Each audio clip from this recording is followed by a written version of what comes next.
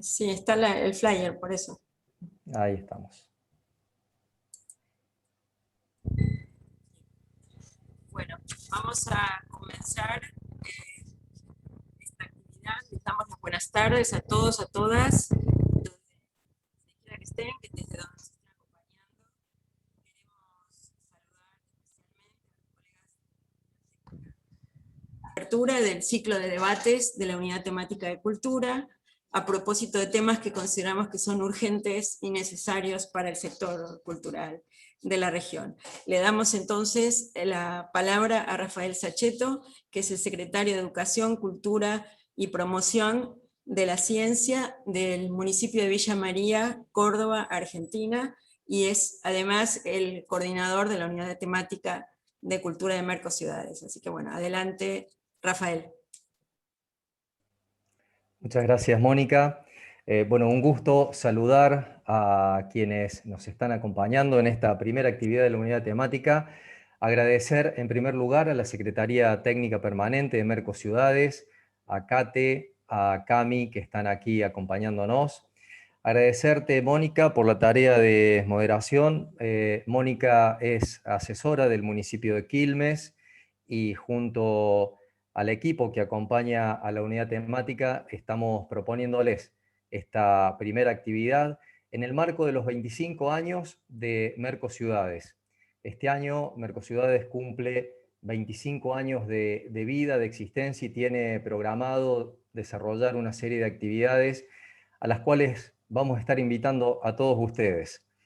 Actividades de las distintas unidades temáticas vinculadas a la vida comunitaria y al quehacer de nuestros pueblos, ciudades, ayuntamientos, comunas. Así es que bienvenidas, bienvenidos en nombre de la Unidad Temática de Cultura en esta primera actividad que vamos a presentarles.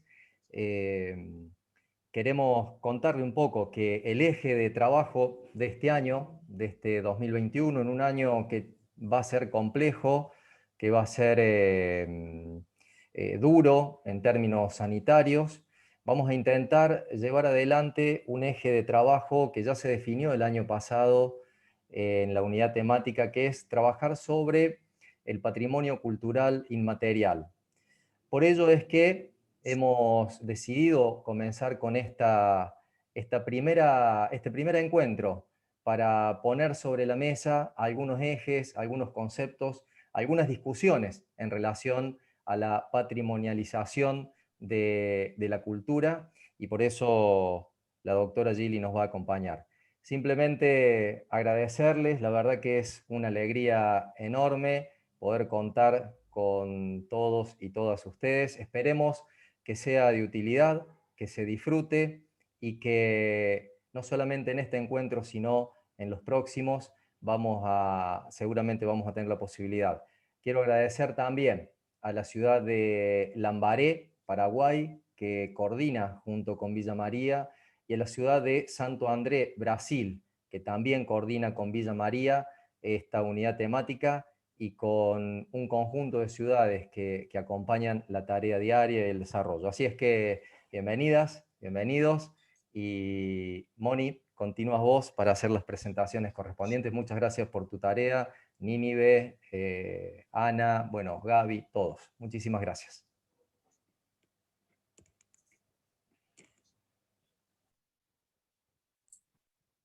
Gracias, Rafael. Pido disculpas, voy a mantener la cámara apagada porque hay momentos en que se interrumpe y bueno, no quiero estar distrayendo con ese inconveniente técnico, sepan disculpar.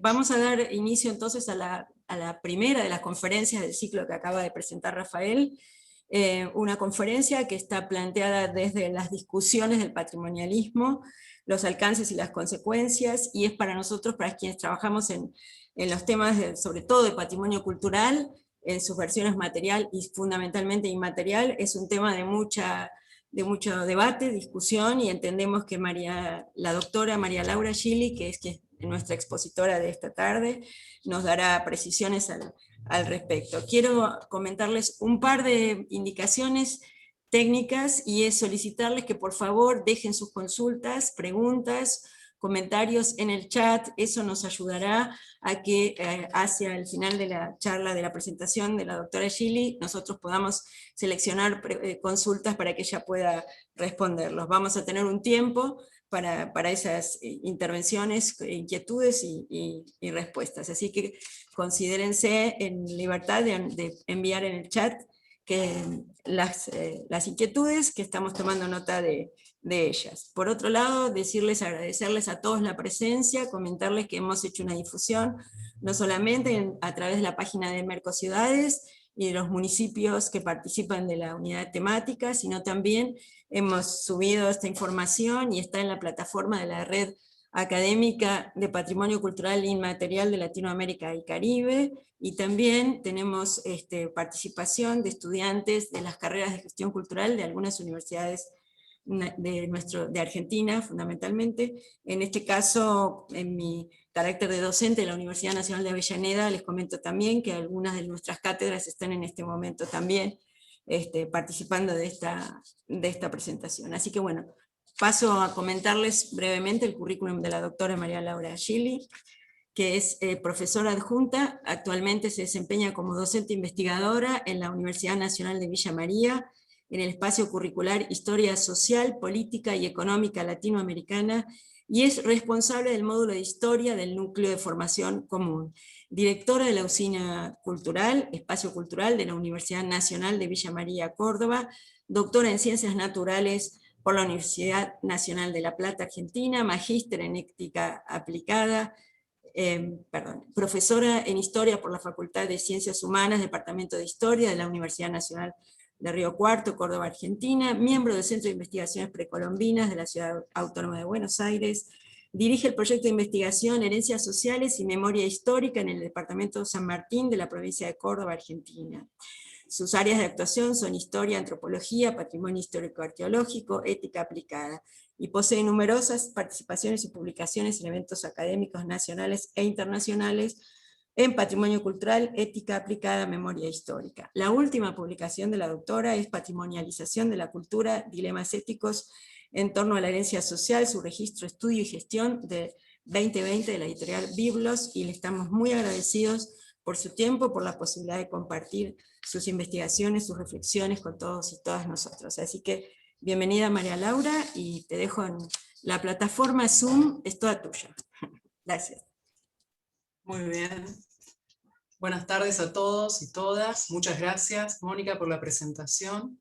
Agradezco en principio a Mercociudades y particularmente a la Unidad Temática Cultura de la Municipalidad de Villa María, en su secretario, el profesor Rafael Sachetto, por esta posibilidad y esta invitación. Es un honor participar aquí. Los felicito a Mercociudades por los 25 años de continuidad y especialmente por sostener estas actividades en estas circunstancias que pondero particularmente el esfuerzo que todos hacemos, ¿no? Sin naturalizar el esfuerzo desmedido que supone realizar estas actividades en este ámbito tan particular de la virtualidad. Para ser más ordenada en mis ideas voy a leer mi trabajo y bueno, espero honrar el espacio. Les comparto una parte, un trayecto de mi experiencia y mi trabajo como docente e investigadora en la temática que nos convoca. El fenómeno de la patrimonialización. Les voy a compartir un PowerPoint con el solo efecto de ir puntualizando algunas de las ideas principales.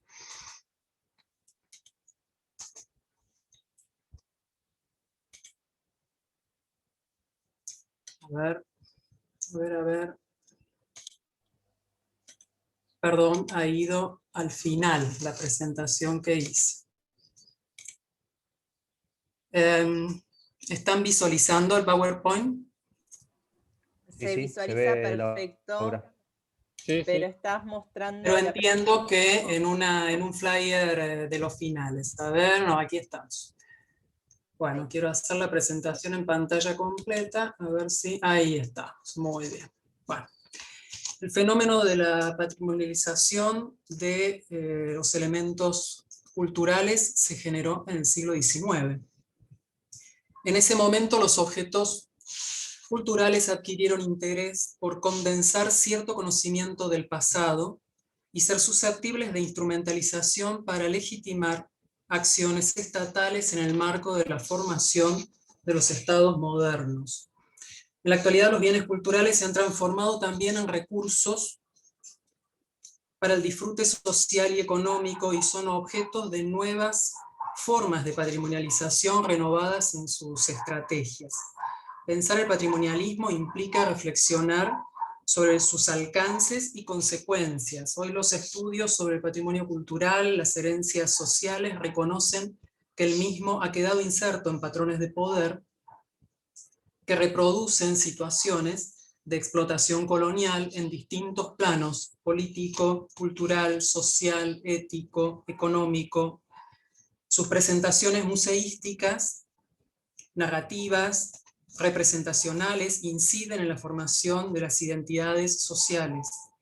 Y esto hace que puedan ser analizados también desde la perspectiva postcolonial. Para quienes trabajamos en la producción de conocimiento científico y en la gestión cultural al respecto, significa tomar nuevos compromisos en relación a la repercusión de aquel en nuestros contextos, en la sociedad, especialmente entre los sectores más afectados por situación de marginalidad. En las últimas décadas se observa el incremento en estudios vinculados al patrimonio cultural. Al respecto, Revel, historiador francés, señalaba el excesivo uso de la conmemoración haciendo de la cultura una herramienta política, así también como de la patrimonialización de los bienes culturales, generando una sociedad museográfica y archivística, y señalando también la producción de memoria como un nuevo régimen al servicio de un nuevo modelo de Estado. El modelo de Estado nacional homogéneo que rechazó la diversidad sociocultural durante el siglo XIX y la primera mitad del siglo XX, ahora procura la reivindicación y la promoción de formas particulares y originarias con renovadas estrategias que intentan reformular el lazo social, decía el historiador. De esta manera, la cultura da visibilidad a la diversidad, ocultando la disparidad socioeconómica profunda que refuerzan las políticas neoliberales. Las investigaciones sobre el pasado expresan las preocupaciones actuales. En este sentido, la investigación en el ámbito de la cultura, cito a Rocchietti, tiene relación con el carácter y dirección de la macroeconomía y las tendencias sociales de la época, en el marco de implementación de políticas de las últimas décadas. Se observa la tendencia creciente a la patrimonialización. La cultura como patrimonio, propiedad y derecho de propiedad en diferentes ámbitos: municipal, provincial, nacional, regional, mundial. Pareciera ser que todo es objeto del mismo proceso: restos arqueológicos, expresiones de la cultura viva, cascos de ciudades antiguas, territorios, paisajes. Todo es válido para sumar al desarrollo económico y social. En el medio de esta situación se plantea el debate ético frente a las diferencias culturales y el dilema entre lo universal expresado en la legislación y lo particular manifiesto en la explosión de la multiculturalidad. Las visiones patrimonialistas han hecho hincapié en los objetos más que en las sociedades que hay detrás de ellos, que producen y usan. Históricamente, los bienes culturales patrimonializados han sido objeto de apropiación de sectores hegemónicos para darle legitimidad a la dominación en una continuidad temporal supuesta y ficticia, puesta en escena en diferentes montajes museológicos. Argentina, al igual que el resto de los países latinoamericanos, se caracteriza por su heterogeneidad poblacional, cultural, social, y esto se traduce en distintas formas de participación en la construcción del patrimonio cultural y en distintas herencias sociales. También son diferentes las formas de uso del mismo.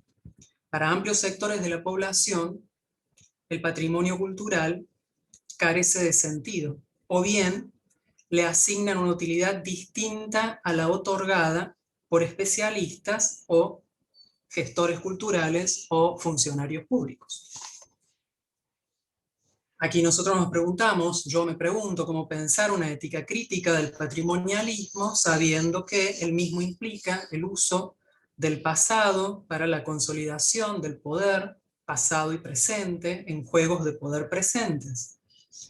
¿Es el patrimonio cultural un servicio comercializable o un espacio para la generación de conciencia social, conciencia política?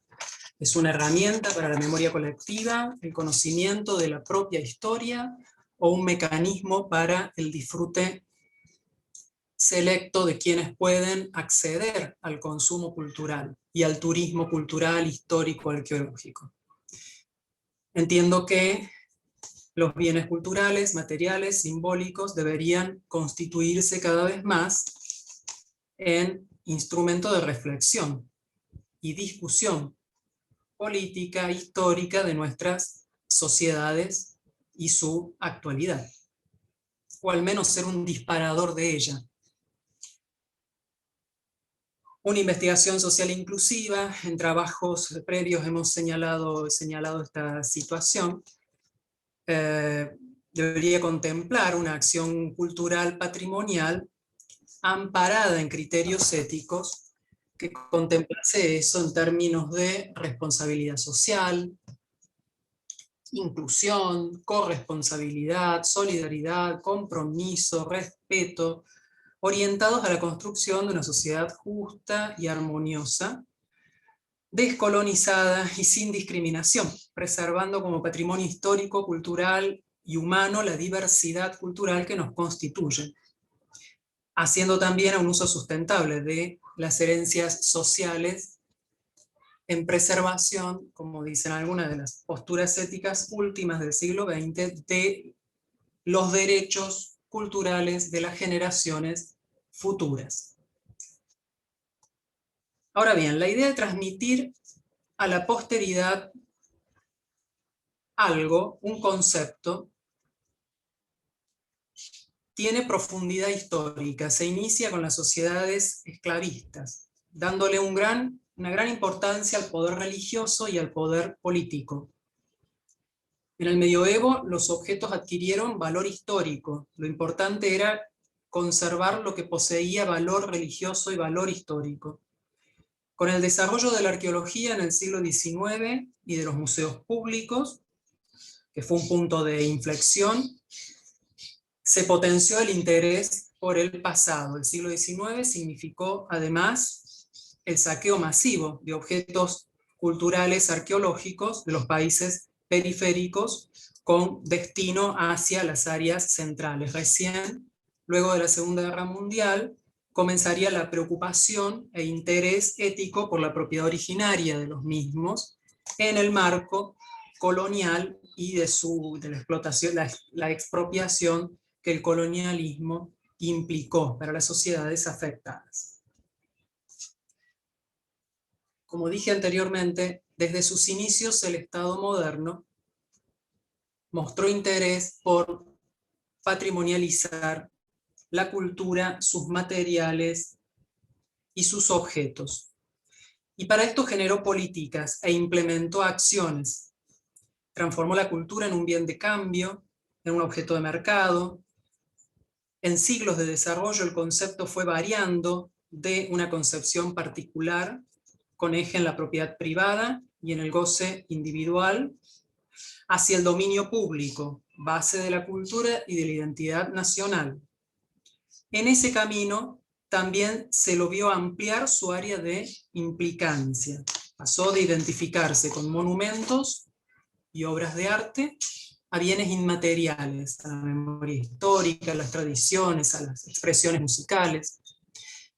Su primera manifestación fue el coleccionismo en la antigüedad grecolatina, asociado a la riqueza individual. El imperialismo romano era referencia de riqueza personal, un buen gusto por evidenciar conocimiento de otros pueblos y civilizaciones lejanas. Para los griegos de la antigüedad añadió el sentido de propaganda política y ostentación de poder personal. Durante el Renacimiento, el coleccionismo se volvió una práctica especializada, con base en el mecenazgo y la compra de pinturas y esculturas. La Revolución Francesa toma los monumentos y los transformará en símbolo de identidad. Y a su vez será con ella que ocurrirá el gran cambio en la noción de patrimonio, girando de lo particular a lo público. El paso será del coleccionismo de la antigüedad a la nacionalización de objetos de arte. La manera de ejecutarlo será mediante donaciones de colecciones privadas o expropiadas, por ejemplo, de los bienes eclesiásticos de la orden jesuita al ser expulsados de Europa y América, puestos a disposición de la nación. El Museo del Louvre, en París, es un caso testigo, dado que su origen fue con colecciones nacionalizadas. O bien la Pinacoteca del Prado en Madrid. En ambos, los bienes culturales privados pasaban a ser acervo cultural de la nación.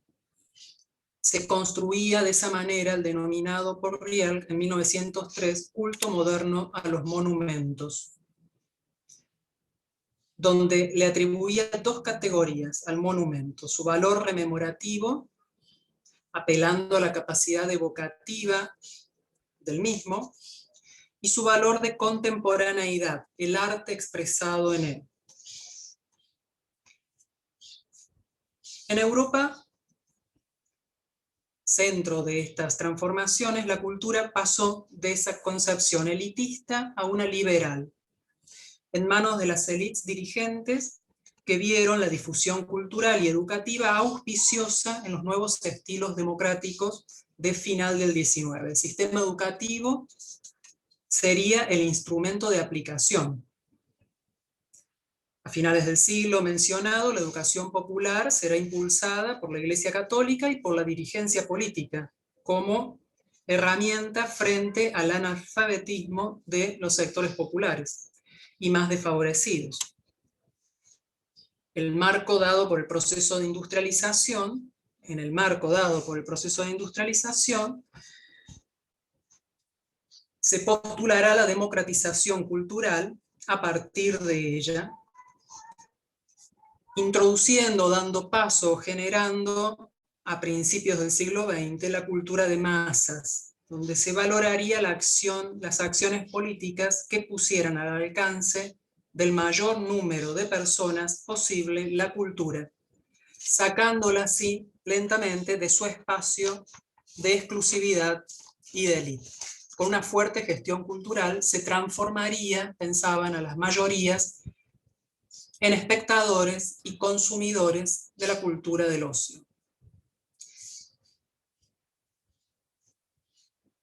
En la segunda mitad del siglo XX se postulará con fuerza la sostenibilidad entre población y patrimonio, involucrando aquí fuertemente la perspectiva ética y pedagógica en su análisis.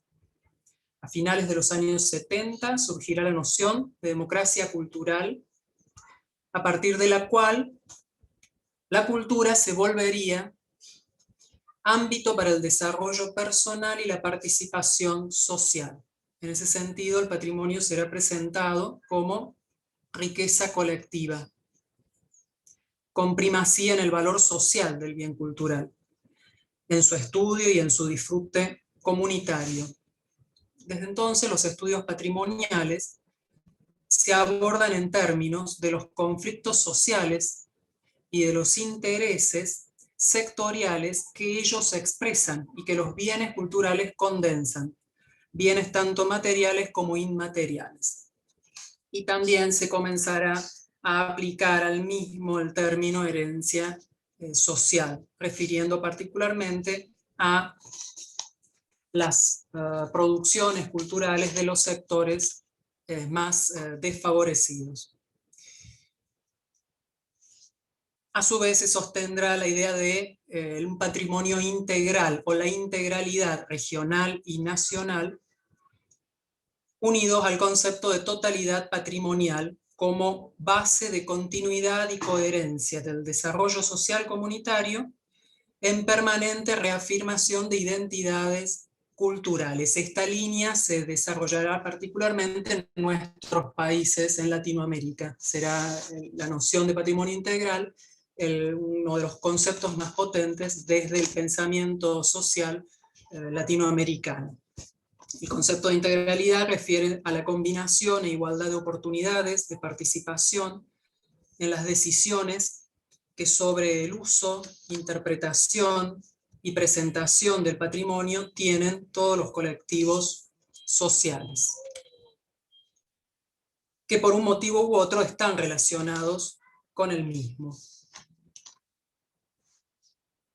A su vez, el museo como espacio cultural también irá manifestando sus transformaciones, volviéndose cada vez más un espacio cultural y proyectado orientado a la comunidad y a las necesidades de expresión y comunicación de los mismos, de la misma. En los últimos años observamos cómo se aceleró esta proyección de los espacios museales hacia las plataformas. 2020 y la realidad de pandemia lo puso en el centro de atención. El museo como plataforma emergió con una fuerza importante. Muchos espacios museales pudieron resolver la continuidad de su trabajo porque el proceso ya había comenzado antes. Esta necesidad de la virtualidad que presentó el aislamiento por necesidades sanitarias de COVID-19 potenció o mostró esa realidad que en los espacios museales ya se venía viviendo, que es el museo como plataforma. Los estudios sobre patrimonio cultural suponen la apropiación de aquello que es intrínseco a nuestras existencias en cuanto humanidad, nuestra herencia cultural.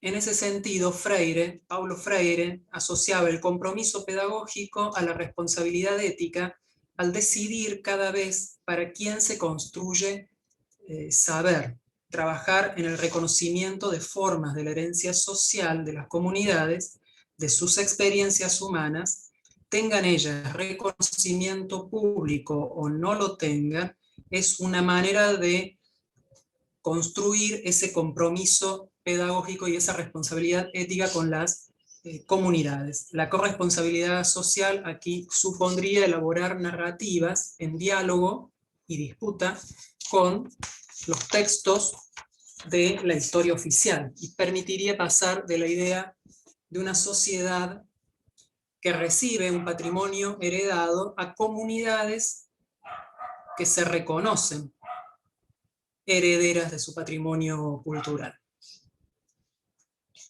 Lo cual se dice fácilmente y se construye en el tiempo con mucho trabajo sostenido. Construir la idea del reconocimiento de las propias herencias culturales. En los documentos, entre los documentos más destacados, producidos por los organismos internacionales de ciencia y cultura, la Carta de Venecia de UNESCO 1964 es importante para nosotros porque abre el camino a la diversidad en el reconocimiento y valoración del patrimonio cultural urbano y rural, monumental o modesto. Recordemos aquí esa fuerte noción elitista de final del siglo XIX, cuando en el 64 esa Carta de Venecia llama la atención sobre los monumentos o monumentaliza los espacios modestos o las construcciones modestas, entre comillas, abre un espacio muy importante, que más tarde permite la aceptación de las manifestaciones de las culturas periféricas, y que va a terminar en el actual reconocimiento y protección del patrimonio inmaterial. A partir de ello, los sucesivos documentos de UNESCO y COMOS pasaron de considerar sitios urbanos o rurales a conjuntos, centros, asentamientos, ciudades, paisajes, territorios, abarcando tanto elementos naturales como antrópicos. Es decir, se amplía fuertemente la noción de patrimonio cultural en esta nueva concepción de herencias sociales, y en esa ampliación se incluyen sectores sociales hasta el momento no considerados. Hay una fuerte ampliación en la inclusión de sectores sociales. Bueno, la museología de igual manera hace lo suyo, pasando de abarcar objetos a comunidades, ciudades, territorios. Y de nuevo se incorporan en este proceso estas variables ética y pedagógica que lo hacen al proceso más interesante aún. El ámbito ético, la discusión sobre la gestión patrimonial, teniendo en cuenta asuntos económicos, asuntos de reconocimiento y de autorreconocimiento, y también en el plano educativo, contemplando la vinculación entre los bienes culturales y la sociedad. Cito a Rigol y Rojas, autoras cubanas, la determinación de la valoración por parte de los diferentes grupos sociales es sumamente compleja y depende en gran medida tanto del nivel escolar como de la gestión comunitaria educativa desarrollada en cada espacio y en cada sitio. El compromiso con la cultura como realidad y como derecho social queda allí manifiesto. Por eso, la discusión ética, lejos de ser solo un instrumento para, si quieren, diluir reclamos y contradicciones suscitadas en el ámbito de la gestión cultural, cuando se aplica a la gestión de las herencias sociales, puede actuar, o tal vez debería actuar, como un ámbito de denuncia de condiciones de dominación, extendidas en remozadas formas de actuar sobre lo cultural, como también de planteos de nuevas instancias de transformación, por diversas razones político-ideológicas, de narrativa histórica. El relato histórico constituido de las identidades nacionales de nuestros países a final del siglo XIX, ignoró la existencia de las sociedades originarias previas y generó imágenes estereotipadas de la misma. Recuperar la historia y la memoria de las poblaciones originarias, y luego también de las poblaciones mestizo-criollas, y también luego de las poblaciones inmigrantes, de la inmigración europea, para nuestra historia tiene doble sentido. Aquí cito a Mandrini. Tiene un sentido historiográfico, porque incorpora un amplio campo del saber a la disciplina, y tiene un sentido ético por justicia para con estos sectores sociales desplazados por procesos de conquista, colonización, o bien de la formación de los estados modernos, siendo expulsados de sus tierras, pero también de las narrativas históricas de cada país en ese momento. La producción de políticas culturales es múltiple e involucra a diversos sectores y actores. Hoy vemos en esta tarea empresas privadas, asociaciones voluntarias, agrupaciones profesionales, instituciones, sindicatos, universidades, aparatos del Estado, medios de comunicación. Nuestra realidad evidencia que el debate político queda concentrado, político-cultural, queda concentrado en la industria cultural y en quienes controlan el mercado. Las políticas de privatización neoconservadoras han transferido la iniciativa cultural en muchas ocasiones al sector privado, constituyéndose en paradigma actual de reorganización de un modelo de acumulación para la eliminación de áreas deficitarias, la concentración monopólica de la producción adaptada a una nueva economía o esta nueva fase de la economía transnacional. El sector privado compite hoy con el Estado en la construcción de hegemonía, tanto como en el ordenamiento de las relaciones culturales y políticas entre los diferentes sectores. Tradicionalmente, las políticas culturales latinoamericanas han sido experimentadas por las comunidades a partir de la observación de sí mismas, según la mirada de proyectos ideados por grupos políticos que fueron hegemonizando el poder en distintos momentos. La alta burguesía ejerce el poder en forma oligárquica a finales del siglo XIX, principios del XX, crea narrativas históricas que inciden en guiones museográficos, en ejes curriculares generadores de identidades nacionales que han perdurado en el tiempo, con connotaciones complicadas, connotaciones racistas, discriminadoras, estigmatizantes, de los sectores más pauperizados de la sociedad o de los sectores estigmatizados, como decía hace unos minutos, de finales del siglo XIX, sean poblaciones originarias, mestizo-criollas, o bien inmigración mediterránea pobre, analfabeta. A finales del siglo XX esta situación, afortunadamente, sufre una fuerte revisión y comienza su transformación, el retorno a la democracia a finales del XX, instancia histórica en que se ponen en marcha políticas culturales reconstructivas de la sociedad civil que procuran superar la fragmentación violenta de las décadas previas, le da paso a instancias renovadas y a una fuerte democracia cultural que pone el eje en las acciones culturales, procurando revertir esos procesos anteriores, y entonces se aceleran los procesos de transformación que los vamos viendo desde los años 90 especialmente en adelante, la década del 10, inicio del actual siglo, la década siguiente, la etapa que nos toca a nosotros mismos en este ámbito y en este espacio, vemos materializados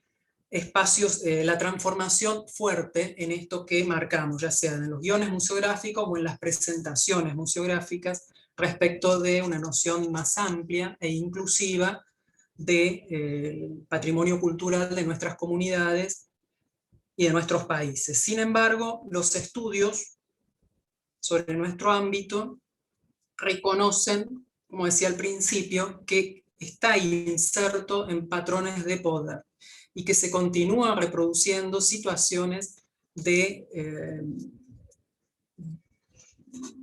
fuerte explotación en distintos planos, político, cultural, social, económico.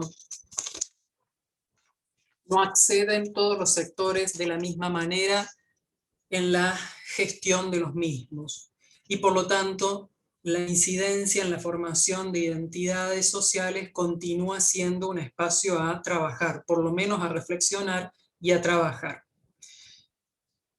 Se introduce aquí, también de la mano de el curso que la teoría social ha tenido en nuestras últimas décadas, la posibilidad de señalar la perspectiva postcolonial. Los estudios postcoloniales realizan una fuerte crítica al saber occidental, cuestionando la negación de la voz del subalterno. Walsh lo ubica en el pensamiento, práctica y poder desde la diferencia, discutiendo y desafiando lo establecido y el legado occidental, originado por fuera del centro geopolítico de producción de saber académico, y señala la necesidad de llamar la atención sobre el vínculo entre interculturalidad, colonialidad del poder, Quijano, y patrimonio cultural como diferencia. Es decir, todo lo construido en experiencias comunes, históricas y vivenciales en contextos coloniales, y que la modernidad no pudo imaginar. Ella plantea la noción de interculturalidad crítica vinculada al campo educativo, en específico a la educación bilingüe, indígena y afrodescendiente. Y lo extiende al campo filosófico, una interculturalidad crítica que asuma el vínculo de respeto, reconocimiento y auto-reconocimiento. Esa colonialidad del poder, concepto de Quijano, con patrones de poder que reproducen situaciones de explotación colonial, aparece entonces nuevamente cruzando o atravesando nuestros campos de trabajo, de gestión, de estudio, y al menos asomarnos a ella nos corresponde como un ámbito de análisis y de reflexión, sabiendo, como decía al principio, que se han renovado en sus formas y en sus estrategias. Desde una postura crítica de las filosofías del consenso y de los acuerdos, González Ruibal sostiene, investigador español, algunos investigadores preferirán decir que es necesario escuchar a todos, recoger todas las versiones y buscar el acuerdo social. Sin embargo, significa rehuir. ¿Me escuchan bien? ¿Me escuchan bien? Sí, porque mi máquina está dando mensajes. Se escucha bien. Sin embargo, eso significa rehuir el conflicto que supone darle la razón a una versión de los hechos y negársela a otros. Las palabras claves de los posmodernos y políticos neoliberales son negociación, diálogo, reconciliación y consenso. Es el vocabulario de la despolitización. Y esta cita es interesante para mí en estas ultrasíntesis que estamos presentando, porque en otros tiempos he trabajado esas nociones de consenso y de diálogo que la filosofía proponía y propone, ¿no?, en una de sus líneas, Habermas, Apel, y que manifestaron sus dificultades y sus precariedades al momento de la gestión concreta, especialmente en nuestros contextos latinoamericanos, donde esas situaciones de marginalidad, de colonialismo se siguen reproduciendo, tanto en situaciones extremas de explotación o marginalidad económica, como en la reproducción de discursos estigmatizantes, a saber, los racistas o discriminadores de las herencias de los pueblos originarios o de los pueblos mestizo-criollos o de la inmigración pauperizada del siglo XIX. Entonces, llamar la atención en términos críticos de qué supuso eso es un aspecto también interesante para considerar acerca de cómo se ha inmiscuido la noción neoliberal en nuestros análisis con este vocabulario de la despolitización. También Villaseñor y Sola Márquez señalan que el ejercicio del poder implícito en toda patrimonialización debe llamarnos la atención. La inclusión de prácticas, estoy citando, la inclusión de prácticas culturales específicas como parte del patrimonio inmaterial, lejos de ser una práctica políticamente inocua, tiene el efecto de situar a estas dentro de otros discursos y formas de representación, asignándoles nuevas significaciones y valores, y jerarquizándolas de acuerdo con criterios distintos a los que tienen en el ámbito local. El acto mismo de declarar una práctica como perteneciente al reino de lo patrimonial relocaliza expresiones culturales locales en categorías construidas con criterios distintos a los de los portadores originarios de la cultura, cuya racionalidad es generalmente definida por grupos de expertos que se valen de procedimientos que no siempre reflejan las preocupaciones de los actores locales. Las acciones políticas culturales que tomaron a la cultura como bien o servicio se incentivaron y se profundizaron en las últimas décadas. Interés de planificadores urbanos, administradores gubernamentales, entendidas a partir de beneficios económicos que pueden aportar a las ciudades y a sectores de interés.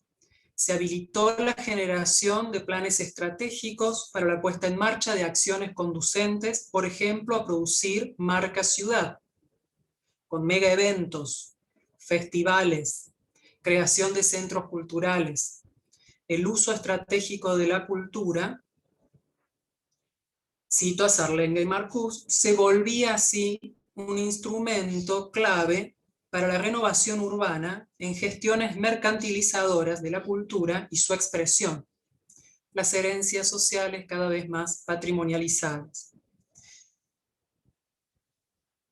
Esto me permite observar que una de las consecuencias del excesivo uso del patrimonio como herramienta de dominación desde el siglo XIX fue la homogeneización y la uniformidad social. Hoy las estrategias giraron al reconocimiento de la diversidad en la modernidad neoliberal e intercultural.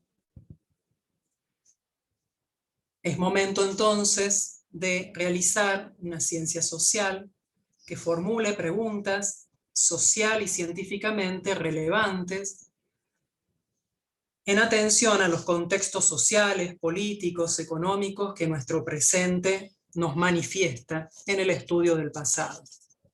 Este fenómeno de patrimonialización, acentuado desde el siglo XIX,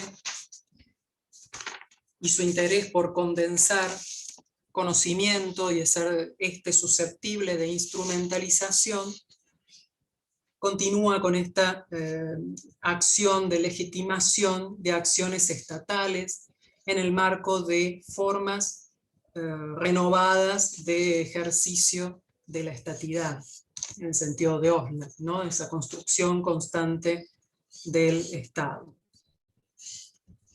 En nuestra actualidad los bienes se han transformado en recursos para el disfrute social y económico y son objetos de nuevas formas de uso y aplicación.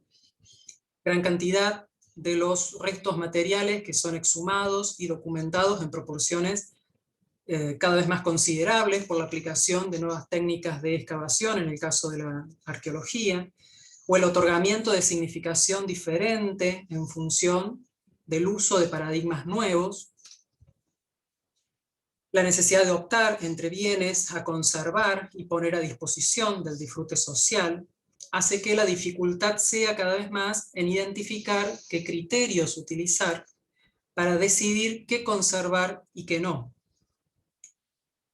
En ese sentido, la filosofía contemporánea advierte, y en ella la ética aplicada, acerca de las consecuencias del obrar actual, y allí las nociones de responsabilidad, corresponsabilidad, en tanto las decisiones que se toman en la actualidad sobre la gestión e intervención en los bienes culturales determinan el legado y las posibilidades de disfrute del mismo de las generaciones futuras.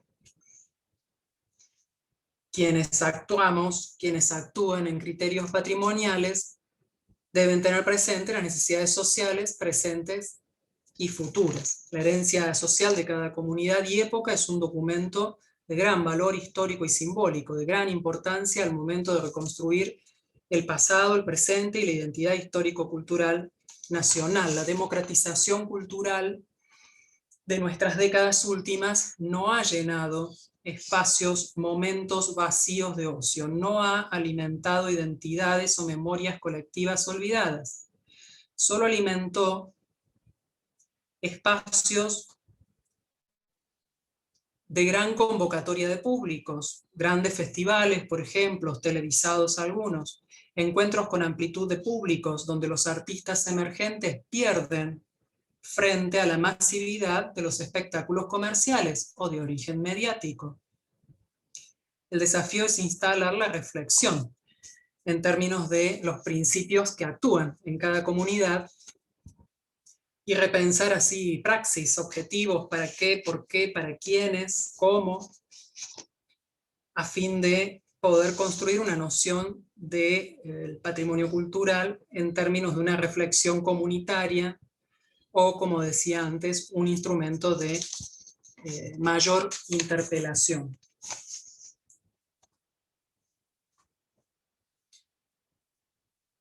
Hacia 1960 comenzó a evidenciarse el estado de discusión sobre los paradigmas y las distintas crisis, sí, porque fueron varias en ese momento, que afectó el proceso histórico y que tuvo influencia directa en la teoría social. Esos cambios incluyeron un mayor acercamiento disciplinar, teórico y metodológico de distintas áreas: antropología, sociología, historia, economía, política, filosofía, y eso condujo a una nueva perspectiva historiográfica. Solo la nombro: la historia total o la historia social, que venía a superar la tradicional historia política y planteaba esa mirada de los procesos sociales desde abajo.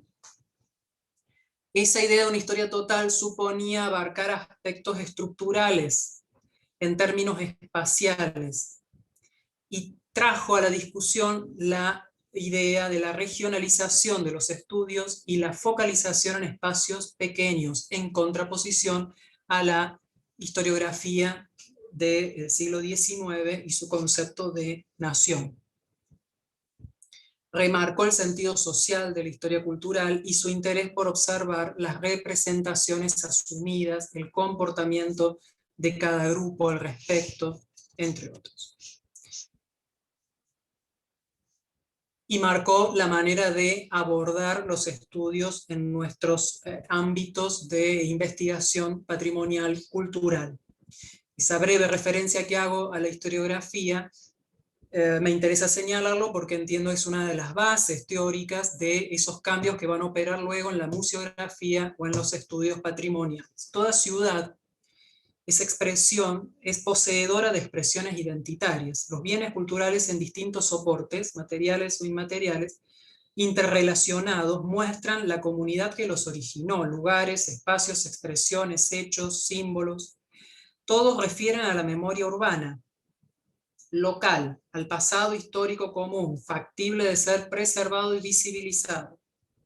Es el lugar donde la sociedad se visibiliza y se representa. Por ello, la política encuentra en estos un espacio atractivo de visibilización. Cito a Carrión, que define el patrimonio en cuanto a herencia, la cual le otorga una doble dimensión como espacio de conflicto y de disputa de heredad, como escenario de transmisión generacional de una sociedad hacia otra, incrementando su valor de historia. Pero me interesa ahí esa noción de disputa de heredad y conflictos que ocurren en los espacios históricos urbanos, o las ciudades condensando, aunque parezcan neutrales, pues no. Los nombres de las plazas, los nombres de las ciudades, la modificación de la estatuaria o de los nombres, la nomenclatura de plazas y ciudades, expresan ellos allí conflictos y disputas por la heredad. Los grupos sociales, los grupos que se forman en defensa de determinadas preservación, de determinados espacios arquitectónicos, plazas, paisajes urbanos, expresan el interés por preservar los bienes culturales, pero más aún expresan disputas de heredad sectoriales o procesos de reconstrucción, de legitimación de determinados sectores sociales, políticos en cada ciudad. Los espacios urbanos se encuentran actualmente en una fuerte transformación, con procesos de recuperación de tradiciones locales, de memorias locales, y se vinculan así al relato sobre el pasado a partir de formatos diferentes que legitiman acciones y discursos presentes y pasados, demostrando la estrecha relación entre política de gestión, patrimonio cultural y cultura global. Una noción más que me interesa señalar de este autor Carrión es la de espacio transtemporal o espacios de transtemporalidad, donde confluyen esos espacios, tiempos y sujetos patrimoniales distintos. En ellos la sociedad se visibiliza y se representa, y también se dan esas confrontaciones por adueñarse de alguna manera de las herencias sociales, a partir de la construcción de discursos políticos presentes. La diversidad constitutiva del entramado social se expresa en ellos.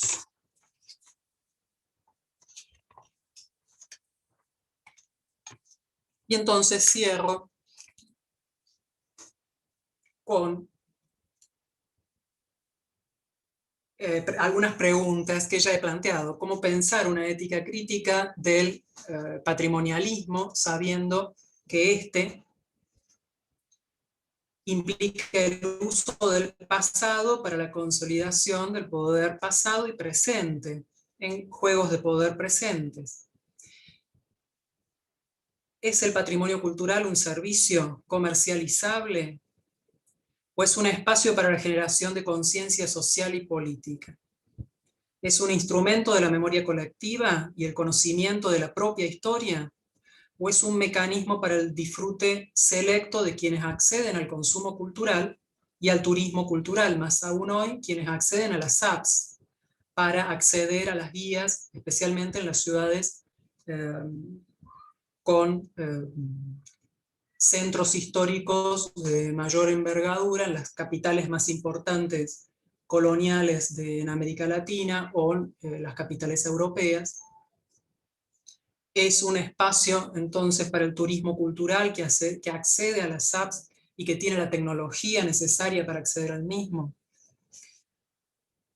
Entiendo que los bienes culturales han de constituirse en un instrumento de reflexión y sobre todo de discusión política e histórica de las sociedades actuales. Para quienes trabajamos en estos espacios, nos significa asumir mayores compromisos en relación a la repercusión que nuestros estudios tienen en las sociedades y que nuestras gestiones tienen en las sociedades, especialmente, reitero, en los sectores más distanciados de la posibilidad de decidir al respecto. ¿Qué patrimonio vamos a construir? ¿Para qué destinatarios?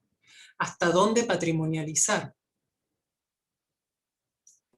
Para un público selecto que pueda significar acceder al significado cultural histórico del mismo, generando identidad de consumidor culto, o bien para un público masivo que solo busca entretenerse y evadirse por un momento. En mi perspectiva,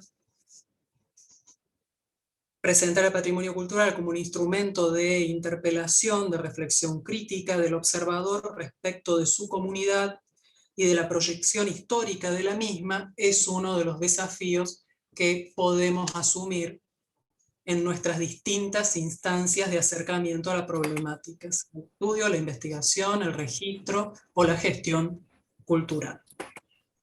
Nada más, muchas gracias.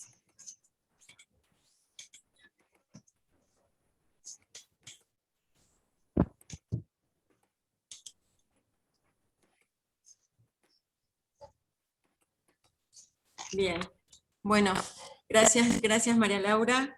Me gustaría retomar algunos de los conceptos que han ido apareciendo mientras vamos esperando las preguntas de los participantes. Me gustaría señalar un punto que es el punto de partida del trabajo de María Laura, que es la cuestión de la perspectiva postcolonial. Me parece que ese es el dato central para volver a pensar toda esta cuestión del patrimonialismo. Me parece también que aparece la cuestión de la cultura y la diversidad, y todo lo que ha significado el reconocimiento de la diversidad cultural en términos de reconocimiento del otro, de las diferencias, de las expresiones culturales y las diversas culturas, y es un poco el punto de inflexión de la Declaración de Diversidad Cultural del 2001. Me parece que hay otra cuestión también que es importante, que es que tiene que ver esta lógica del patrimonio y el derecho de propiedad y la propiedad en sí, y es de alguna manera lo que sobre todo la Convención del 70 de UNESCO ha consolidado, es decir, que es la monumentalidad del patrimonio, ¿no? Que vos lo señalabas con mucha claridad, es decir, esa idea de monumentalidad es también la, digamos, certificación del patrimonio como propiedad, como derecho de propiedad exclusivo y excluyente, y con una lógica jerárquica elitista, donde obviamente hay patrimonios culturales que no entran en esa monumentalidad, y no entraría.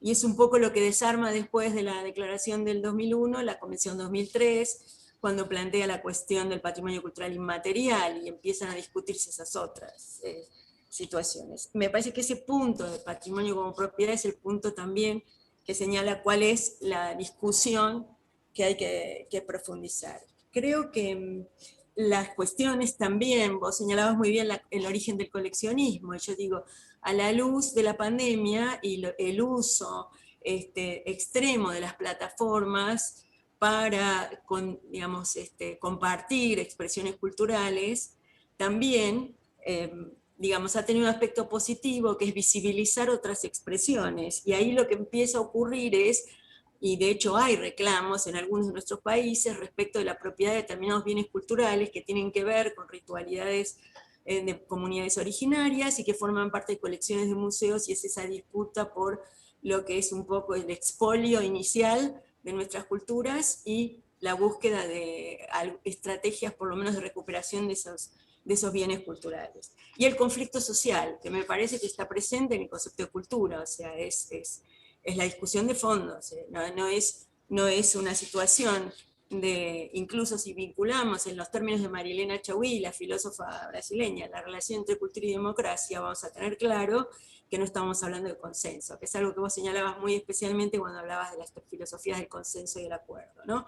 Es decir, el acuerdo entre pares, ¿qué pares? El acuerdo entre el consenso entre las desigualdades preexistentes, es decir, esto que vos señalabas muy bien, la lógica neoliberal y lo que es el impacto del neoliberalismo en los ámbitos también de la cultura, y lo que ha transformado el neoliberalismo en la interpretación de la cultura solo y exclusivamente en las industrias culturales, ¿no? Que me parece que también es otro punto que hay que analizar con mucho rigor. Entonces yo creo que me gustaría señalar que se desprende de todo esto. La naturalización de la dominación es un punto, es decir, la estrategia de patrimonialización consolidada naturaliza ese proceso inicial de dominación. Genera otra modalidad de extractivismo, porque estamos hablando de términos medioambientales, podemos hablar de determinadas políticas de extractivismo, pero también lo podemos hacer en el ámbito del patrimonio cultural y de las políticas culturales.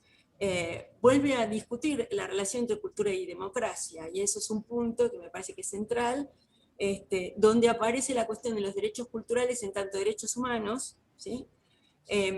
La desigualdad en cultura, porque nosotros, y sobre todo quienes trabajamos en las prácticas, en la gestión cultural, y sobre todo en el sector público, y muchas de las investigaciones que se han hecho no ponen el foco en el concepto de desigualdad en el territorio de la cultura, y es un concepto determinante.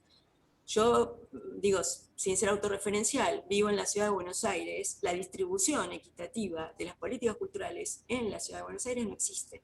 La zona norte tiene acceso a las políticas públicas de cultura, la zona sur está privada de ella, o llega tarde y mal. Ese es el otro punto, y ahí es donde vuelvo a retomar, Marilena Chaui plantea la cuestión de la desigualdad y plantea la necesidad de pensar una ciudadanía cultural, ¿no? Es decir, podemos trabajar sobre esa idea. La pandemia nos pone en situación de todas estas reflexiones, y me parece que cuando María Laura plantea, es decir, de qué lugares discutimos, debatimos, desarmamos ese concepto consolidado de patrimonialización, de qué lugares, y yo digo desde todos los lugares, desde la academia, desde la política pública, desde obviamente los procesos de participación comunitaria, es decir, hoy por hoy tenemos que pensar los términos de la cultura y los bienes culturales en términos de bienes comunes. Y ahí la discusión se abre entonces en ese sentido. Me parece importantísimo, María Laura, lo que señalás respecto de la ética aplicada, y me parece también que retomar los conceptos de Catherine Walsh y de Quijano y todo lo que son los escritores, los investigadores y pensadores postcoloniales, sobre todo en una región como la nuestra, en Latinoamérica, donde muchas de nuestras identidades culturales no solamente no son visibilizadas, han sido más que expoliadas, y siguen siendo no sujetos activos de las políticas culturales. Le hace solo un caso, el de los pueblos originarios, ¿no? Digo, vos lo señalabas muy bien, en ese sentido, es decir, me parece que lo que nos deja María Laura como inquietud central es creo que la pandemia también abonó en este sentido, o sea, porque hoy por hoy reflejó las desigualdades estructurales preexistentes. Y quizás algunos pensamos o pensaron ingenuamente que la cultura eso no ocurría, pero objetivamente eso ocurre, y uno de los sectores más afectados en términos de desigualdad es el sector cultural, en todas sus manifestaciones. Ahí creo que vos haces un llamamiento que me parece que es urgente, por eso nosotros decíamos, este ciclo que se inicia es el de los debates urgentes también.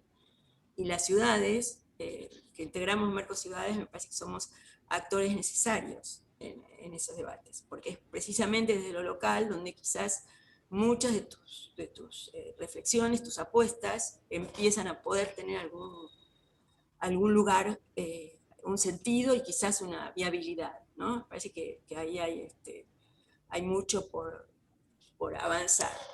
Este desafío que se propone en Mercociudades es un poco también pensar, ¿podemos relacionar la cultura y el desarrollo en términos que no sean extractivistas, si podríamos decirlo de alguna forma, ¿sí?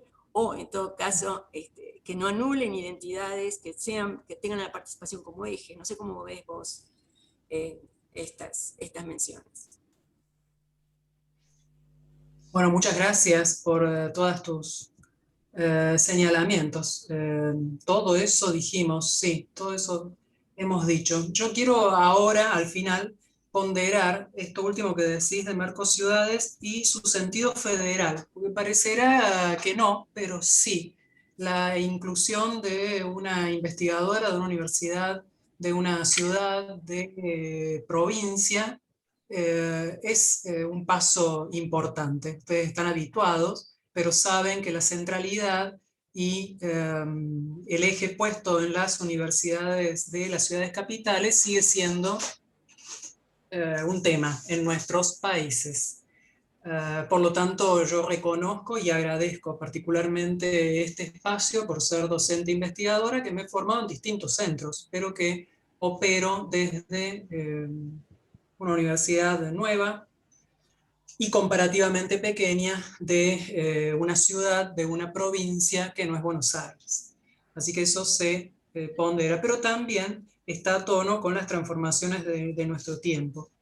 Yo lo que observo es que, la larga duración nos atraviesa en esto y la monumentalización está presente entre nosotros también. Hay dos ejemplos que yo los menciono ahora porque me salgo de la vaina, dirían otros países.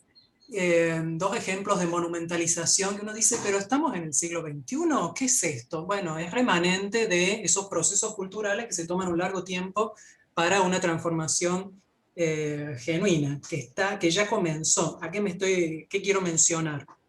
En el ámbito de la provincia de Córdoba, la colocación, la ubicación de monumentos en distintas ciudades, tomando la figura de un personaje de la política de mediados del siglo XIX, el brigadier Bustos. Y entonces vamos viendo en nuestras ciudades cómo se coloca una estatua monumental, porque es así, con dimensiones notorias en el espacio del brigadier sobre su caballo, compitiéndole a nuestro general San Martín, que era el único en la ciudad que estaba ahí sobre su caballo. Bueno, una monumentalización propia de ese culto al objeto del siglo XIX, principios del XX, uno dice, un siglo más tarde, sí, se vuelve a dar, se continúan dando. Y en el ámbito internacional, ustedes habrán visto el desfile de las carrozas de los faraones y las reinas en el Cairo, trasladando a las momias de sus gobernantes del antiguo Egipto. Y ahí lo interesante es, creo que es la ministra de Cultura, una de las agentes de la política del gobierno de Egipto, marcando con toda claridad que esa profundidad histórica de Egipto en sus gobernantes faraónicos o los faraones, toma vigencia en la actualidad para recuperar la economía del país en contexto de pandemia.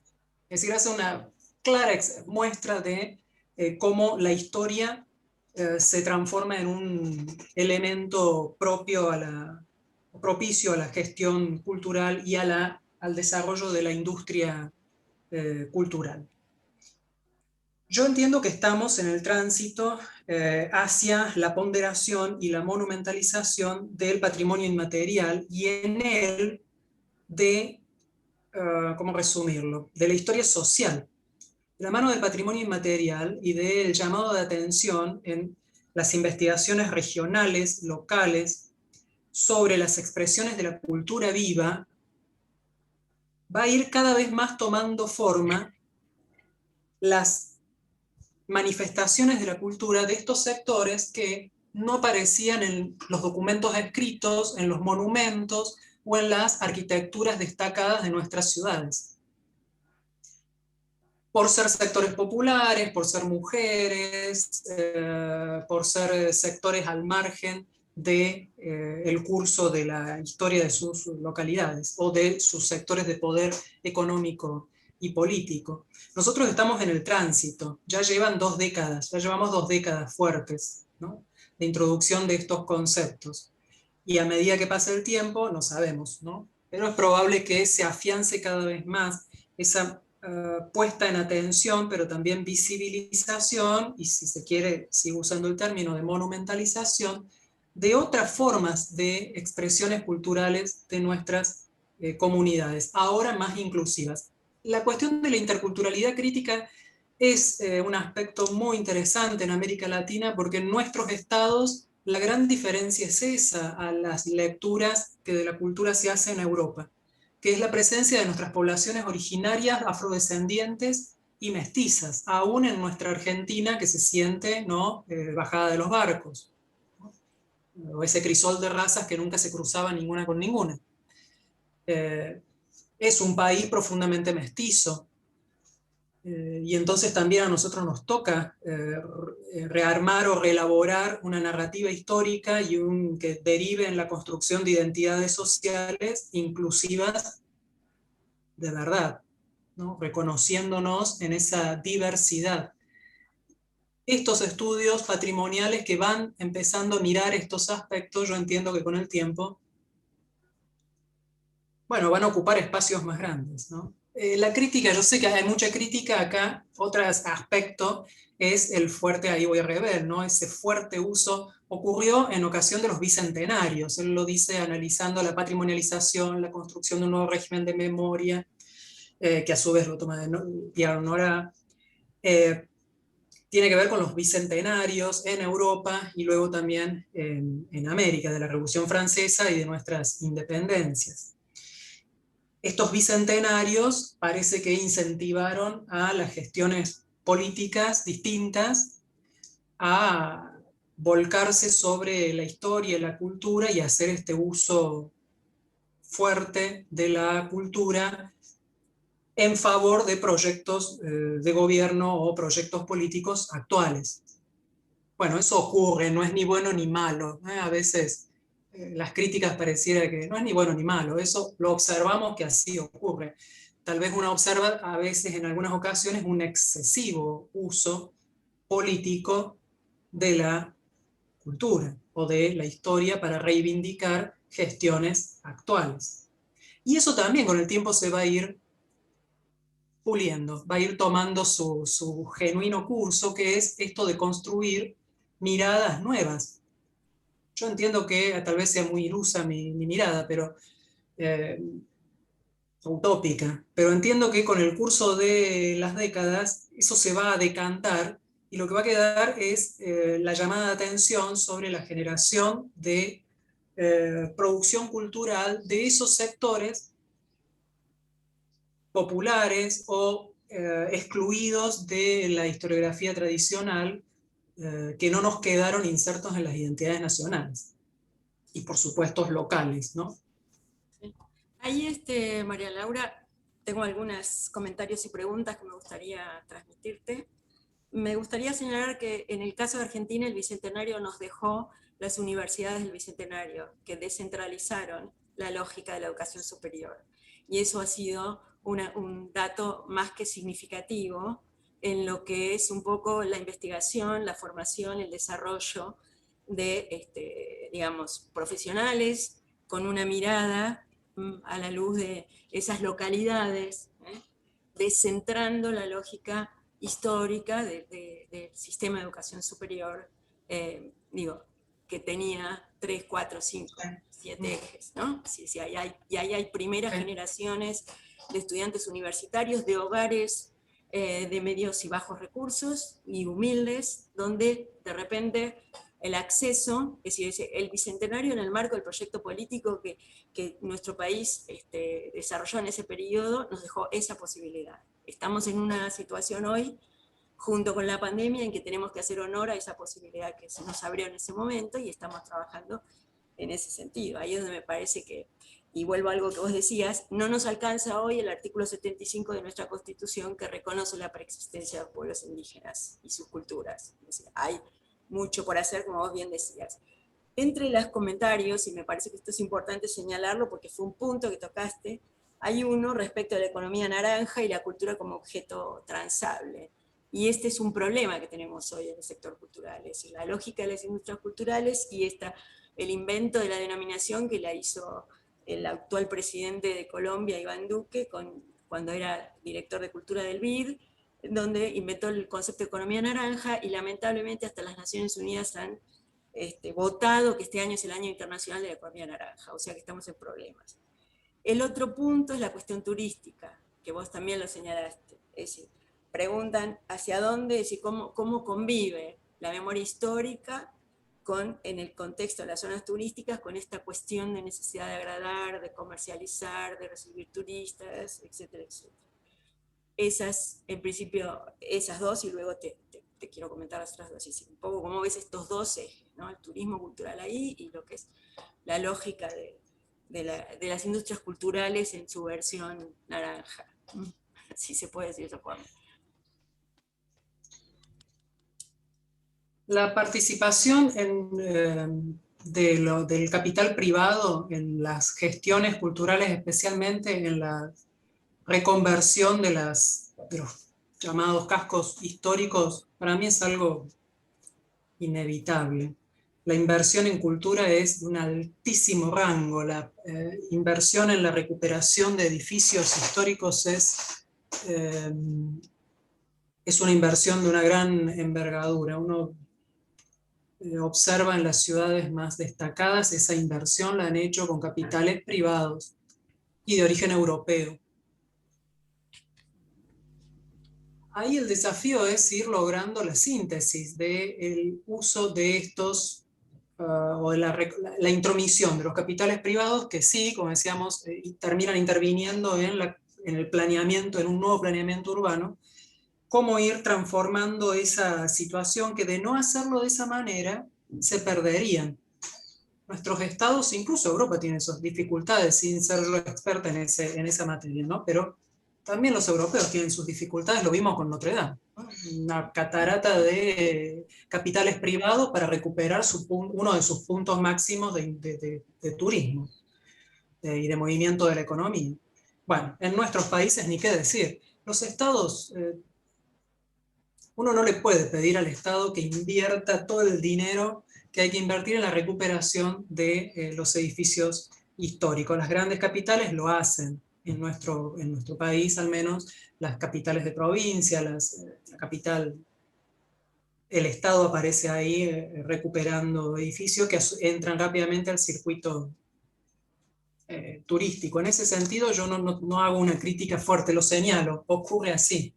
Yo creo que el trabajo de crítica a eso va en el entramado pedagógico que vamos generando en los nuevos guiones museográficos. No se trata de no usar o de no apelar al capital privado para preservar y restaurar un edificio histórico o un espacio, sino de los guiones museográficos que generemos como especialistas, entre comillas, en el tema, y cómo logremos ir ensamblando la inclusión de los sectores que se sienten que esto es lo más complicado, y sé que es muy contradictorio, y no tengo la solución a eso, de cómo hacer que los sectores más desfavorecidos y excluidos de procesos socioeconómicos y también culturales, políticos, entren en acción en estos espacios. Eso es un dilema que la verdad no sé cómo se resuelve. Yo en mi pequeña experiencia de gestión intento hacerlo, pero sé que es un punto de conflicto entre lo que uno desea hacer, lo que uno postula, lo que uno dice y cómo lo resuelve finalmente. Gran parte de la situación pasa por los recursos, y en esto de cómo el Estado asigna recursos. También en el excesivo uso de la cultura, el Estado prioriza los eventos masivos. Ahí cuando se habla de los megafestivales, digamos, hay un discurso de promoción de las culturas, de las muestras de la cultura viva y de los artistas emergentes, pero la realidad es que el dinero importante va a los eventos masivos, o que aseguran masividad, que aseguran grandes públicos. Y entonces los pequeños espacios de gestión cultural que se vuelcan sobre las manifestaciones de la cultura emergente, ¿cómo hacen para sobrevivir o aparecer en escena? ¿No? Y desarmar con su gestión esta fuerte presencia de esa industria cultural que termina mostrando la cultura como un shopping, o digamos, como un espacio en donde acceden quienes puedan acceder, van al circuito, a visitar el circuito histórico, los mismos que pueden visitar el centro comercial más destacado del lugar, digamos. Bueno, no tengo toda la respuesta, solo sé que esas situaciones se plantean así, pero sí creo que tenemos posibilidades de ir modificando esa situación. Sí, ahí justamente creo que es el lugar de la formación en la gestión cultural, como la capacidad para empezar a pensar las políticas culturales de otro lugar. Ahí justamente recién uno de los asistentes planteaba la cuestión de la participación, es decir, es un concepto que debe ser absolutamente vigente en cualquiera de las definiciones o decisiones de política cultural, o pensar las políticas culturales con la participación como un componente central. Convengamos también que es esos eventos, la masificación de la cultura en los términos de los eventos que señalas, es la falsa idea de qué significa la democratización de la cultura. Claro. En todo caso, volviendo a lo que decía Marilena, ¿no? Chagüí, o sea, vamos a discutir la democracia, el sentido de la democracia, una democracia exigente, no una democracia liviana, como muchas de las que estamos viendo, sino una democracia en profundidad, donde efectivamente hay procesos de participación y hay espacio para los procesos de participación. En eso, uno de los comentarios habla precisamente del derecho a una ciudad inclusiva. Vos señalaste muy bien lo de las ciudades, el modo que tienen de conformarse quizás la historia, la memoria en las ciudades, y señalabas recién el ejemplo del monumento. Bueno, ¿qué significa el derecho a una ciudad inclusiva? Sería una de las cuestiones. Y la otra, que se relaciona con algo que acabas de decir, esta lógica del excedente del capital que va en la búsqueda de nuestro patrimonio. O sea, digamos que va en la búsqueda de determinado patrimonio, porque siempre está la lógica esa jerárquica. A mí me parece que es cierto que vos decís, no se le puede pedir al Estado todo esto, no creo. Más bien me parece que se le debe pedir al Estado todo esto, más que poder, es deber, corresponde, hace falta, se construye ciudadanía desde estos espacios y en los términos de ciudadanía cultural. Entonces ahí la inquietud sobre la ciudad inclusiva, en los términos en los que vos planteabas recién, y algo que ya dijiste a propósito del excedente de capital cuando vos señalabas justamente la comercialización, es decir, es la cultura un bien comercializable, estamos pensando en términos de comercialización, que creo que vuelve a tu concepto, al concepto de patrimonio como propiedad, ¿no? Ahí me parece, ¿cómo ves vos esto, ¿no? Sí, me distrajo, entró justo una pregunta. Bueno, sumala si Las querés. acciones inclusive, sí, pues, algo así que le sorprendió que no hablara del folclore. Bueno, está bien. Hay muchos temas de los que no he hablado. Yo al principio señalé, uno da cuenta su experiencia de estudio, que siempre son metodológicamente acotadas, ¿no? Insuficientes. Es una experiencia más. Hay muchísimos temas que quedan por fuera, ¿no? Son disparadores estos espacios de discusión. Las ciudades inclusivas y avanzan. Para mí lo principal como estudiosos del asunto es ponernos el acento o preguntarnos cada vez nuestros guiones museográficos, dicho en términos amplios, museográficos, ¿no? Cada espacio de gestión cultural o pedagógico, lo que fuese. La primera cuestión de la inclusión parte de ahí. A quienes incluimos en esos guiones. Se avanzó mucho en esto, sobre todo nuestra reforma educativa le dio mucho espacio, la inclusión de la educación intercultural bilingüe. En nuestra ley de educación nacional tenemos una excelente ley de educación nacional, a eso vamos. La aplicación de esa excelente ley en nuestros espacios educativos todavía le queda un tramo por recorrer, pero ya ahí observamos que hay una lectura de nuestras sociedades más abarcativas de nuestra realidad poblacional, de la diversidad de nuestra realidad poblacional. Eso va a derivar en gestiones o en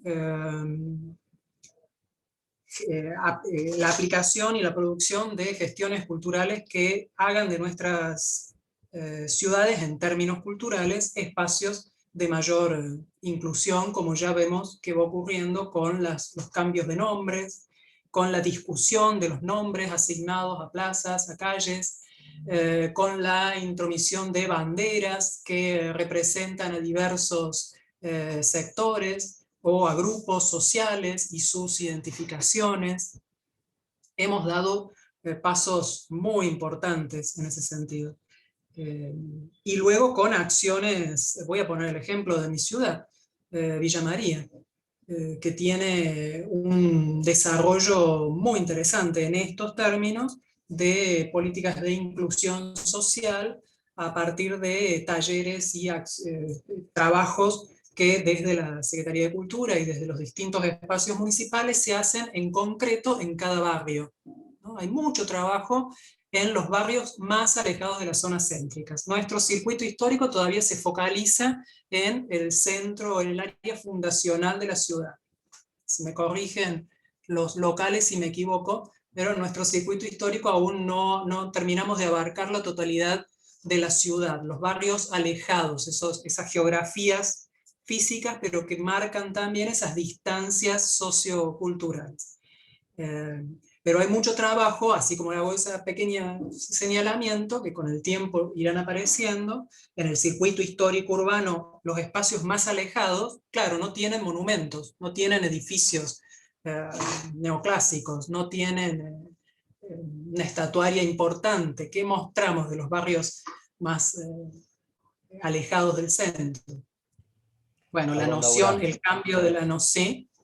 Sí, perdón. No, solo una Rafael. referencia que puede ser coincidente con otras ciudades y otras comunidades. En el caso de Villa María también, el espacio del ferrocarril, que ha sido fundante de muchas ciudades y es identitario y genera significado histórico, contenido social y referencia. Quizás ese es un espacio que se da no en el casco urbano, sino que en nuestra ciudad también sucede fuera, en las periferias, porque habían playas de maniobras enormes, porque era un centro y un nodo, pero digo, hay algunas referencias que también pueden darse en la periferia y no solo en los cascos. este es un Sí, ejemplo. es cierto, puede- las puede playas de dar. maniobra, ¿no? Sí, Exacto. sí, sí, se hizo una recuperación. Bueno, gracias por traer a colación eso, porque el trabajo que se hizo en la recuperación de los galpones ferroviarios en el centro de la ciudad, puestos, transformados, reciclados en espacios de cultura, de educación, ha generado una actividad y una confluencia muy importante con los barrios más alejados del centro. Y sí hay un evento que es, en uno de los últimos festejos de la ciudad, un monolito o una referencia en el espacio que se considera propio de los pueblos originarios en la ciudad. Pero ahí vamos en Construyucat, ¿verdad? La referencia de Yucat puesto en los orígenes de la ciudad por fuera del proceso inmigratorio.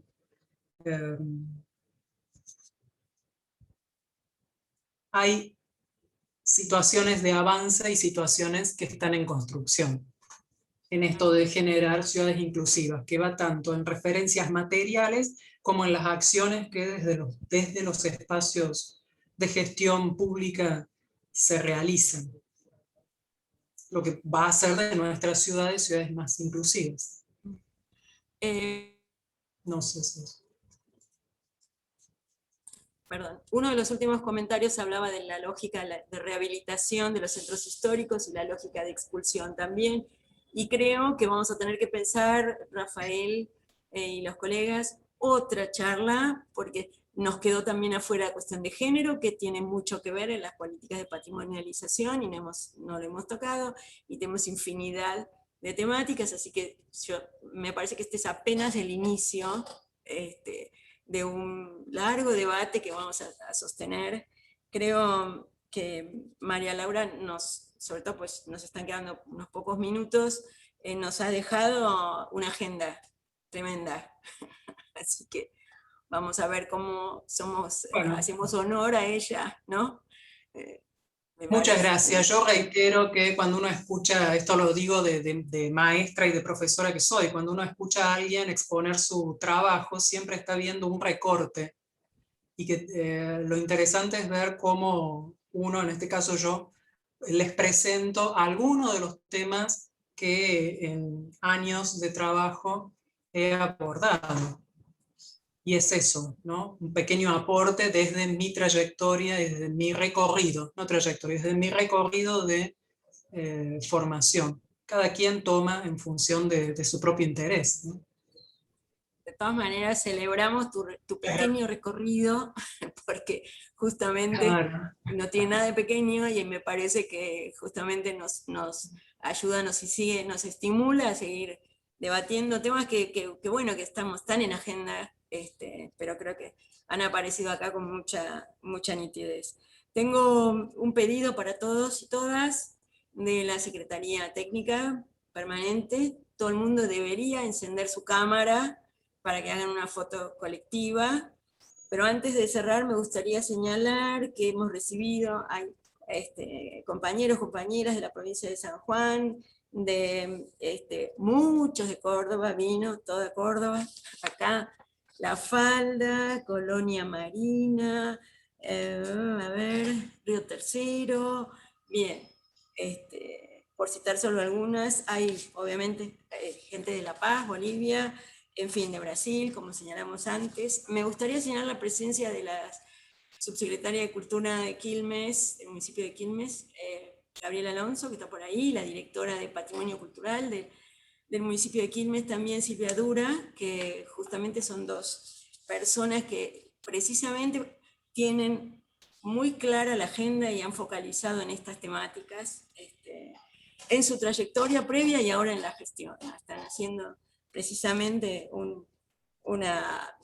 digamos, prioridades que van planteando a propósito de estos temas que hemos hablado, fundamentalmente los temas de la cultura y la inclusión social, ¿no? Así que estuvieron presentes también en la charla, en la presentación de María Laura. Y bueno, obviamente Rafa de Saccheto de Villa María, me estoy olvidando, bueno, mencionarlos a todos, les pedimos disculpas y por supuesto muy agradecidos y agradecidas que estén aquí. Creo que, no sé qué dice la Secretaría Técnica Permanente, Camila, si todo el mundo tiene Que su prendan las cámara. cámaras, que sonrían agradecerles a todos y a todas por sumarse hoy. Así que lo último que les pedimos es una sonrisa.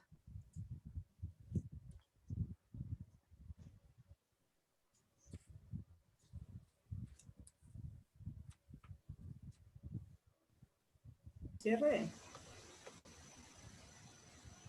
Mónica, Argentina, Ecuador, Chile, Bolivia, Colombia, Costa Rica, además de todas estas ciudades de Argentina que mencionabas. Y la verdad que para hacer la primera actividad, comentábamos por privado con Nínive recién, de la unidad temática, la verdad que nos sentimos muy agradecidos de todos ustedes que han querido sumarse y participar de esta instancia. Gracias, Mónica, por hacer de moderadora. Gracias a la Secretaría Técnica Permanente, Kate, Cami, muchísimas gracias. Saludos a Jorge Rodríguez, de parte de la unidad temática. Este año la presidencia de Mercociudades la tiene la ciudad de Tandil, en Buenos Aires, y a partir de allí le propone a toda Latinoamérica una serie de actividades que se van a vincular unas con otras, y vamos a estar tratando de comunicarles a todas las ciudades, a todos los participantes de los distintos encuentros que puedan sumarse también a esa agenda. Así es que simplemente muchísimas gracias a todo el equipo y a todos quienes nos han acompañado en estas casi 2 horas de encuentro que hemos tenido. Muchísimas gracias y hasta la próxima. Gracias. Gracias. Chau, chau.